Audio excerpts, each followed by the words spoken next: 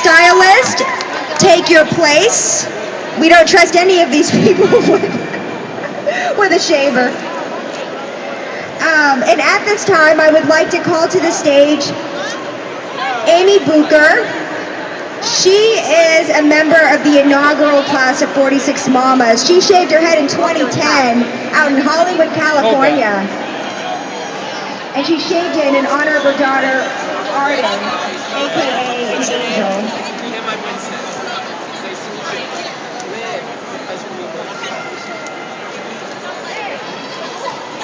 Amy's making her way back here. Amy is actually going to share a poem that is written about this group of phenomenal women. Amy, it's great to have you here with us. Thank you so much for being here. Thanks everybody for being here. You're a Mohawk, Ben. By Mimi Avery, who many of us here know. And I'll try my best to do it justice. We're live. We are 46 Mommas, and soon we will be walking side by side, celebrating life, sharing memories, 46 hearts beating at the same pace, hurting together, loving together. They are 46 children hit by the same horror, yet always smiling and always fighting. They are brave. They are strong. They are our future. They show us the way. We had to say goodnight. One last hug, one last kiss, one last I love you, when some of them left us. But they keep on shining. They keep on watching over their chemo buddies, always and forever. So, for those 46 kids, for all the cancer kids, we will be loud, and we will be strong. We are 46 Mommas, and soon we will be walking side by side, bald and beautiful, because we shave for the brave.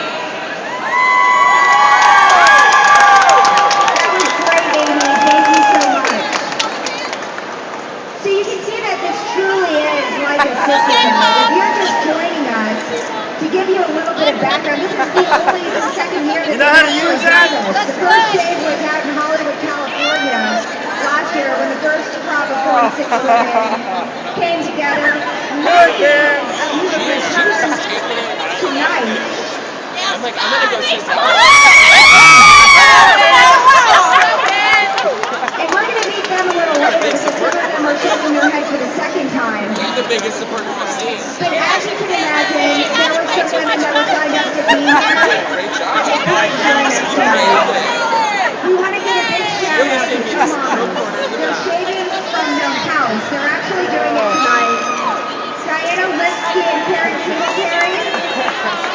They know firsthand how something like cancer can change the course of your life, your days, your minutes. They both wanted to be here, but because their children are facing some type of medical uncertainty, they could not. We are so happy though to know that right now they're shaving their heads from home, and if we could have gotten Skype into Union Station, we would have Skyped them in, but I would love to just give them a round of applause so that they know that they were recognized for being a part of this big event. We're actually moving ahead of schedule, which is fantastic. I like it. That's like a little mohawk. Stylish. Mike and getting creative here. And what's so fabulous is that all of these mothers, before they took the stage, we had a professional photographer take a picture of them beforehand. And we're going to be doing, courtesy the Glam Squad and Tim Coburn Photography, they're going to be doing after pictures after they stayed over. You're doing awesome. Tell me how it feels to be doing this tonight. Is it kind of weird, kind of cool? What do you think of your mom? How are you feeling? What's going through your head right now? He is so overwhelmed with excitement, he doesn't know what to say. We're going to head on over to Mr. Michael Mira, who actually stepped up and decided to shave his head tonight. Mike, hi. Good. It is great to see you. You don't come out for just anything. So tell me what brings you here tonight and what it feels like to be taking part in this big show. You know, a fellow that I work with, Rob Stewart, from the Mike O'Mara show. Rob had his son had pediatric leukemia, and he went through all of that with him. And Rob's son is someone that's an example of these dollars going to work. It's a success story. It shows what events like this do. They raise this kind of money. This is an overwhelming success. And the dollars go towards the research and the treatments that make so many of these success stories. So that's one of the reasons with something like this that I jump at it, and I didn't need my hair anyway, so I'm looking forward to getting, I think it's going to be a good look for me too tonight, so I'm looking forward to it. We're glad to have all of your support, and as Mike mentioned, it is about raising awareness, but those funds, they are vital. Even if it's just $5, we'll take it. That goal of making $1 million, we're already halfway there, more than halfway there, more than $600,000 that's been raised. That didn't just happen overnight, people. And that didn't just happen through friends or family. That's just the general public stepping up. And like Mike said, making a real difference in the lives of those who need it so badly. I don't see my table over there too busy. Raise your hands. Raise your hands. Those are our wonderful volunteers. I would love for you to go meet them, maybe to stop by, say hello. They have some t-shirts left, I understand. It's good, girl. T-shirts, Polly. You are out of the yellow or the golden ribbons. But also, if you want to take a look at all the mamas getting their glamour shots taken up against the step and repeat there, really a cool sight to see. All of these women, you're holding hands. Do you know each other? I'm sorry? Do you know each other? No, we're just Mommas. It's Mama Love. Tell me, is there a certain sense of sisterhood? You've never met many of these women. How do you explain the kind of bond that you have? We just all have kids with cancer in common, and that brings us together. It's a huge struggle in the world, so it sucks, but here we are. Tell me about the moment when you said, I'm going to shave my head. I just decided to do it, and I said to my husband, what do you think? And he said, okay. So here he is, shaving my head. Doesn't she look beautiful? You'll look great on a beach tomorrow in the Bahamas.